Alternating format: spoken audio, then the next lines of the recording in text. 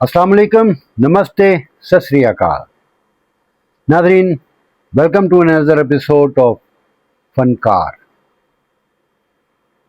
नाज़रीन इकराम, आज जिस फनकार के बारे में हम बात करने वाले हैं वो मल्टी टैलेंटेड फनकार हैं। ज़्यादातर लोग उनको सिंगर के तौर पे जानते हैं, लेकिन दर हकीकत वो सिंगर भी थे, वो एक्टर भी थे, वो कॉमेडियन भी थे और प्रोड्यूसर भी थे, म्यूजिशियन भी थे।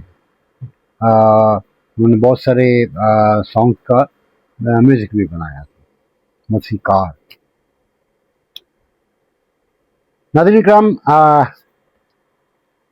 इकराम, जिस शख्सियत की मैं बात कर रहा हूँ, आप सब लोग उसको बखूबी जानते हैं। नाज़रीन इकराम, जिस शख्सियत के बारे में हम बात कर रहे हैं, आप सब उनको बखूबी जानते हैं।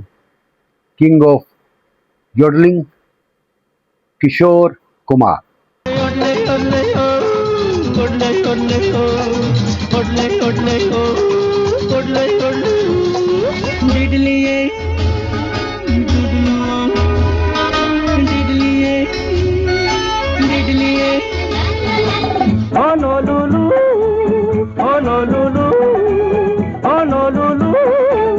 Babalu, babalu.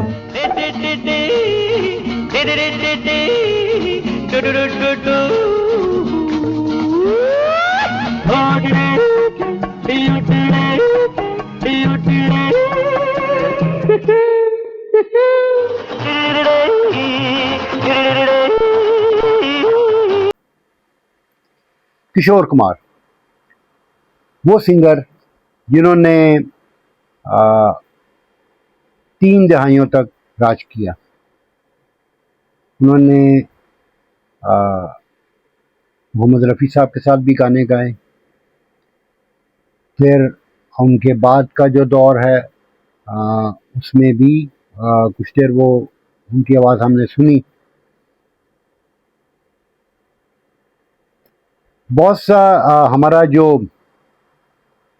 वही 80s का दौर, अर्ली 80s का दौर, 70s का दौर, ये वो अदवार हैं जिसमें कि हम बच्चे थे और फिर हम जवान होना शुरू हुए, थोड़ा सा यंग एज में आए। उस वक्त में इनके गाने बहुत पॉपुलर थे। इनकी पैदाइश 1929 में हुई और ये ऑलरेडी एक फनकाराना घराना था इनका, क्योंकि इनके बड़े भाई अशोक कुमार वो ऑलरेडी फिल्मों में थे, हीरो थे और मौसीकी को भी बहुत अच्छे तरीके से समझते थे। किशोर साहब को गाने का शौक था, बट उन्होंने कभी भी क्लासिकल सिंगिंग नहीं सीखी, जबकि अशोक कुमार चाहते थे कि वो क्लासिकल सीखें, बट उन्होंने इसमें कोई इंटरेस्ट नहीं लिया। लेकिन उसके बावजूद जो गाने उन्होंने गाए, जो कुछ उन्होंने हमारे लिए छोड़ा, बाकमाल। नाज़रीन इकराम, हर दौर में उनको सराहा गया।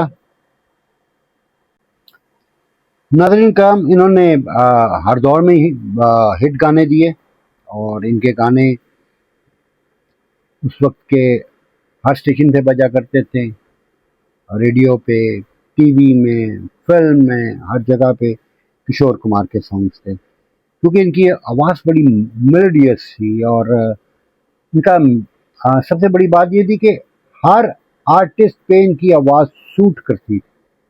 बहुत से अदाकारों के लिए इन्होंने गाना गाया और ऐसा ही लगा जैसे वो फनकार खुद गाना गा रहे हैं। इनके बहुत अच्छे दोस्तों में शुमार होता है R.D. बर्मन साहब का, उनके साथ बड़ी दोस्ती थी इनकी, और राजेश खन्ना के साथ इनकी बड़ी अच्छी दोस्ती थी। और आपने अगर खुद भी मुशाहिदा किया होगा तो राजेश खन्ना के अक्सर गाने किशोर कुमार साहब ने ही गाए हैं और वाकई ऐसा लगता था कि राजेश खन्ना खुद गा रहे हैं। बीती जाए जिंदगानी कब आएगी तू चलिया हाँ तू चलिया।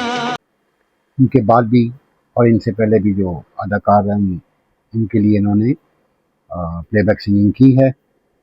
नजरीन कायम ये पहले मेल सिंगर थे जिन्होंने सबसे ज़्यादा फिल्म फेयर अवार्ड लिए, 8 फिल्म फेयर अवार्ड, जो अपने आप में बहुत बड़ी बात है। वही बात कि इनके सॉन्ग्स अवाम में मकबूल ही इतने होते थे, लोगों को पसंद ही इतने आते थे। और वैसे भी अगर उसको एक मौसीकार और एक सिंगिंग के पैमाने पे भी देखा जाए तो बहुत बहुत बड़े गाने थे। इनका एक गाना मुझे ज़ाती तौर पे बहुत बहुत बहुत पसंद है, उसमें इन्होंने एक्ट भी किया हुआ है।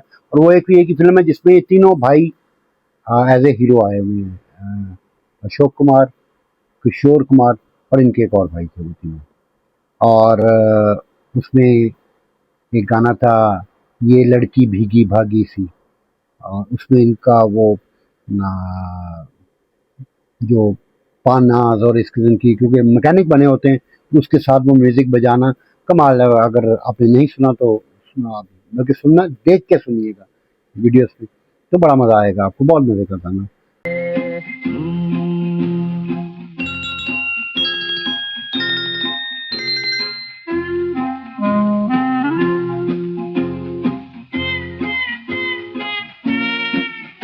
डगमग डगमग। खैर ये तो एक छोटी सी मिसाल थी, गाने तो इनके बेशुमार हैं। इन्होंने अपनी ज़िंदगी में बेशुमार गाने गाए हैं। और वही मैंने जैसे पहले अर्ज़ किया कि ये जाने जाते हैं अपनी सिंगिंग की वजह से। लेकिन हैरत की बात यह है कि इन्होंने बहुत सी फिल्मों में एक्टिंग भी की। और ये नहीं कि एक दो फिल्में, कोई 80 प्लस जो फिल्में हैं उसमें इन्होंने अदाकारी की और बहुत अच्छी की। कॉमेडी बहुत अच्छी करते थे, इनका कॉमेडी की टाइमिंग बहुत अच्छी थी। अक्सर रोल्स इनके लाइट हुआ करते थे, कॉमेडी बेस्ड हुआ करते थे और फुल इंटरटेनिंग आर्टिस्ट थे। इनकी अक्सर फिल्मों में इंटरटेनमेंट हुआ करती थी फुल फुल ऑन। और जाहिर है कि आर्टिस्ट थे और थोड़े से दिल फैंग भी थे, मोहब्बत बहुत ज़्यादा हो जाया करती थी इनको।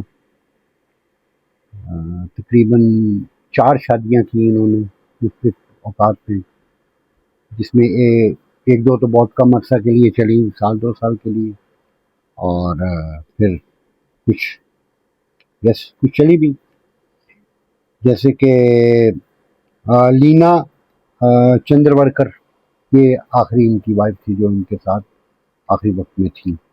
और फिर सबसे पहली शादी इन्होंने की रोमा से, ये कोई किसी और लैंग्वेज की आर्टिस्ट थी, लेकिन उनसे शादी की। और फिर उसके बाद इन्होंने युगिता, उनसे शादी की। फिर इसके बाद जो बहुत पॉपुलर हुई और मधुबाला, जो कि बहुत खूबसूरत थी, उनको मैं अक्सर माधुरी दीक्षित से कंपेयर करता होता हूँ कि वो भी तकरीबन ऐसी ही एक्टिंग और ऐसी ही खूबसूरत थी, वो भी उनसे शादी की। तो जिस जॉनरा में ये गाते थे वहीं पे इनको मोहब्बत भी हो जाती थी और फिर वहीं भी एक शादी भी हो जाती। बहरहाल ये उनका एक बाकी मसला है। 2 बेटे थे इनके, जिनमें के एक जो अमित कुमार हैं, उन्होंने इनके बाद उनकी जगह संभाली। उनके होते हुए भी उन्होंने सिंगिंग शुरू कर दी थी। और अक्सर उनकी इंटरव्यू सुनते हैं कि जो जब किसी प्रोड्यूसर का बजट किशोर कुमार का नहीं हुआ करता था तो वो अमित कुमार से गाना गवा लिए करते थे। बल्कि एक उनका बड़ा खूबसूरत वाक़या भी है कि किसी बड़े डायरेक्टर ने, शायद आर डी बर्मन या किसी ने, ऐसे ने उन्होंने कॉल की और उन्होंने कहा हाँ किशोर अमित किधर है? उन्होंने कहा वो सोया हुआ है। क्योंकि हाँ उसे जगाओ, उसको एक गाना गवाना है। उन्होंने कहा अभी अमित से गाना गवाना है, मुझसे क्यों नहीं? तो क्या नहीं नहीं नहीं तुम्हारा बजट नहीं है। तो उनके फिर छोड़े हुए गाने जो थे, या जो प्रोड्यूसर उनको नहीं अफोर्ड कर पाते थे, वो फिर अमित कुमार से गवाते थे, क्योंकि किशोर कुमार, इन्होंने हर लैंग्वेज में गाना गाया, इंडिया की हर लैंग्वेज में गाना गाया। इसलिए इनकी गानों की तादाद ही लाजवाब है। और अब इनकी एक कहने के आदत थी, या इनका एक अपना असूल था कि ये पैसे लिए बगैर गाना नहीं गाते थे। प्रोड्यूसर से पहले जब तक पेमेंट नहीं हो जाती थी गाना नहीं गाते थे। अक्सर इनके जो असिस्टेंट इनके साथ होते थे, तो स्टूडियो में बैठ के तो इनका एक कोड वर्ड होता था कि चाय पी ली या चाय मिल गई। जब उन्होंने ओके कर देना, हाँ मिल गई, तो फिर उन्होंने कहा ओके जी टेक करें। तो चाय का मकसद यही था कि पेमेंट मिल गई। इसी पेमेंट की वजह से उन पर बैन भी लगा एक दफ़ा। तो 1975 कुछ इंडिया में इमरजेंसी थी उस वक्त, तो गवर्नमेंट ने इनको बुलाया एक गाना गाने के लिए। जाहिर है कि गवर्नमेंट तो पैसे नहीं देती, तो इन्होंने पैसे का तकाजा किया, तो उन्होंने इनकार किया, ये गाने के लिए नहीं गए। उसकी वजह से इन पे बैन लगा, मेरे ख्याल कोई 1 साल का। रेडियो, टीवी, किसी भी जगह पे इनका कोई गाना नहीं ऑन एयर होता था, बैन हो गए थे। मीन्स अपने असूलों के बड़े पक्के थे। पहला सॉन्ग इन्होंने अपना 1945 में, फिल्म जिद्दी, उसमें इन्होंने गाना गाया था। तो उस वक्त जिद्दी फिल्म, और वही बात कि कुछ अपनी आदत भी जिद्दी थी, जिसकी वजह से बैन भी लग गया इन पे। तो जिद्दी फिल्म में इन्होंने अपना स्टार्ट किया। स्टार्ट में इनका स्टाइल कुछ केएल सहगल की तरह का हुआ करता था। अगर आप कभी सुने केएल सहगल के गाने, तो वो बड़ा ही क्लासिकल टाइप और वो था। लेकिन बाद में रियलाइज़ किया कि नहीं, प्लेबैक सिंगिंग ऐसे नहीं है। फिर उन्होंने अपना स्टाइल चेंज किया, और जो स्टाइल चेंज किया वो कमाल किया। बहुत खूबसूरत, बहुत बेहतरीन गाने गाए। नाज़रीन इकराम, इनकी एज तकरीबन 58 ईयर्स रही, क्योंकि 1987 में इनकी वफ़ात हो गई ड्यू टू हार्ट अटैक। लेकिन इस 58 साल के अरसा में इन्होंने फिल्म इंडस्ट्री को जो कुछ दिया, उसे दुनिया हज़ारों साल नहीं भुला पाएगी। इस तरह का सिंगर, इस तरह का आर्टिस्ट बहुत कम पैदा होता है। मैंने आपको ये कि बिल्कुल मल्टी टैलेंटेड आदमी। उनकी कॉमेडी, उसका भी बंदा फ़ैन हो जाता है। सिंगिंग का तो दुनिया है ही है, एक्टिंग बहुत अच्छी करते थे। और फिर ये है कि इन्होंने बहुत सी फिल्मों में अपनी खुद म्यूज़िक भी दिया। कुछ फिल्में इन्होंने लिखी भी, और फिल्म भी प्रोड्यूस की है इन्होंने। तो हर काम मीन्स वही हर फन मौला, और हर काम जानते थे और बखूबी करते थे। दूसरे सिंगर्स की बहुत इज्जत करते थे, जिनमें के सबसे ज़्यादा रफ़ी साहब की। रफ़ी साहब इनको बहुत पसंद करते थे, और ये रफ़ी साहब को बहुत पसंद करते थे। इनके कुछ चंद गाने इनके हैं, वे इकट्ठे भी हैं, और इसमें दोनों एक दूसरे को प्रेस करते हुए नज़र आते हैं, कि वो इनको कहते हैं कि ये कमाल करेगा, और ये उनको कहते हैं कि ये कमाल करेगा। एक दौर आया कि लोगों ने कहा जी रफ़ी साहब का दौर ख़त्म हो गया। किशोर साहब ने बहुत बुरा मनाया, उन्होंने कहा जी कि रफ़ी का दौर ख़त्म नहीं हो सकता, ये वो आदमी है जिसकी मैं इज़्ज़त करता हूँ। तो आपस में मीन्स कोई प्रोफेशनल जेलसी नहीं थी, बल्कि एक दूसरे के लिए एहतराम था, इज़्ज़त थी, और बहुत अच्छे तरीके से काम किया। नाज़रीन, हमें अपने आखिरी टाइम में 1981 1981 में ये अमिताभ, क्योंकि अमिताभ को पे इनकी आवाज़ बहुत सूट करती थी, लेकिन आखिरी सालों में इन्होंने अमिताभ के लिए गाना छोड़ दिया। हुआ कुछ यूं था कि इन्होंने एक फिल्म प्रोड्यूस की थी 1981 में, ममता की छाँव में। तो उसमें इन्होंने रिक्वेस्ट की थी अमिताभ बच्चन को कि वो एक गेस्ट अपीयरेंस दें, जो कि शायद उनकी कोई मसरूफियत होगी या जो भी वजह होगी, तो अमिताभ ने रिफ्यूज़ कर दिया था, वो नहीं आए थे। फिर उसके बाद इन्होंने अमिताभ के लिए गाना छोड़ दिया। उसके बाद अमिताभ पे अक्सर जो गाने आए हैं वो अमित कुमार ने गाए हैं, किशोर कुमार के गाने पे कम है उनके। तो बड़े आर्टिस्ट, बड़े लोग, बड़ी बातें। हम लोगों ने तो अपना बचपन, लड़कपन इन्हीं को सुन के गुजारा। और अच्छा, ऐसे मज़े के सिंगर थे कि आप देखें कि जो भी नए सिंगर आता है वो सबसे पहले आसानी से अगर किसी सिंगर का गाना गाना स्टार्ट करता है तो वो किशोर कुमार है। फिर उसके बाद वो ट्राई करेगा रफ़ी साहब को और दूसरे सिंगर्स को, क्योंकि रफ़ी साहब का थोड़ा सा स्टाइल और था, उनको क्लासिकल का भी पता था और उनकी वॉइस और थी। तो किशोर का गाना हर बंदा गा नहीं लेता तो कम से कम गुनगुना लेता है। तो ये भी एक उनकी वॉइस की क्वालिटी थी। जब मुझे याद है कि मैं बहुत छोटा था जब ये पता चला कि किशोर कुमार की डेथ हो गई है 1987 में।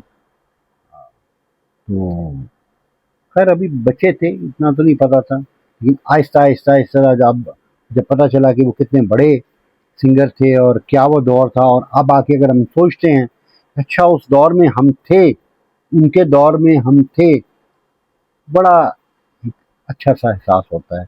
1987 में अच्छी मीन्स कोई 12-15 साल उम्र थी मेरी, तो मुझे होश है। तो इनकी डेथ का वो टाइम मुझे याद है थोड़ा बहुत। तो किशोर कुमार, और क्या कहूँ मैं इनके बारे में, बहुत जितना काम इन्होंने किया है, और अभी ये जो सॉन्ग्स के साथ साथ क्लिप्स आप देख रहे हैं, क्या मेलोडी और क्या खूबसूरत आवाज़ थी इनकी। इनके बाद इनके बेटे ने, जैसे मैंने अर्ज़ किया, कि इनका काम जारी रखा, और बहुत से सॉन्ग ऐसे हैं जो हम बहुत अरसा समझते रहे कि किशोर साहब ने गाए हैं, लेकिन अब वो पता चल रहा है कि नहीं, वो उनके बेटे ने गाए हैं, क्योंकि उनकी वॉइस बड़ी मिलती है किशोर साहब से। तो अब आगे पता चलता है कि नहीं, वो अमित कुमार ने गाए हैं, किशोर साहब ने नहीं गाए। तो उनका एक नेमल बदल मिला और बड़े अरसे तक वो भी गाते रहे। सर अब तो मेरा ख्याल है कि नहीं, लेकिन बड़े अरसे तक उन्होंने उनकी कमी पूरी की, लेकिन शोर की कमी पूरी होने वाली थी नहीं। इतने बड़े आर्टिस्ट की कमी पूरी कैसे हो सकती है। तो ये मुख्तसर सा उनका सफ़र था 1929 से 1987 तक। खूबसूरत दौर, खूबसूरत यादें। इंशाल्लाह फिर कभी इन पे और बात करेंगे, क्योंकि अक्सर जिन आर्टिस्ट पे मैं वीडियोस बना रहा हूँ वो बहुत बड़े लोग हैं, इन पे बातें होती रहेंगी, इनके लिए हम बात करते रहेंगे, बार बार हम इनके लिए वीडियोस बनाते रहेंगे। इनकी कोई और चीज़ हमारे सामने आएगी, कोई नई बात, क्योंकि अब बहुत सी चीज़ें हैं जो ज़ाहिर है आवाम में एकदम से नहीं आया करती। मे भी अभी भी मैंने जैसे अर्ज़ किया कि बहुत सी चीज़ें ऐसी कि जो हमें अब पता चल रही हैं। तो इसलिए इसी तरह कुछ और इनके लिए लेके, सॉरी, इसी तरह इनके बारे में कुछ और चीज़ें कुरैद के लाएंगे आपके साथ शेयर करने के लिए। दोबारा हाजिर होंगे इंशाल्लाह। अभी तक के लिए इतना ही। नेक्स्ट एपिसोड में किसी और फनकार के साथ फिर हाजिर होऊंगा। तब तक के लिए इजाज़त। अपना और अपने प्यारों का बहुत ख्याल रखिए। कोशिश कीजिए किसी न किसी के काम आइए, किसी के लिए आसानियाँ पैदा कीजिए। इजाज़त दें। अल्लाह हाफ़िज़।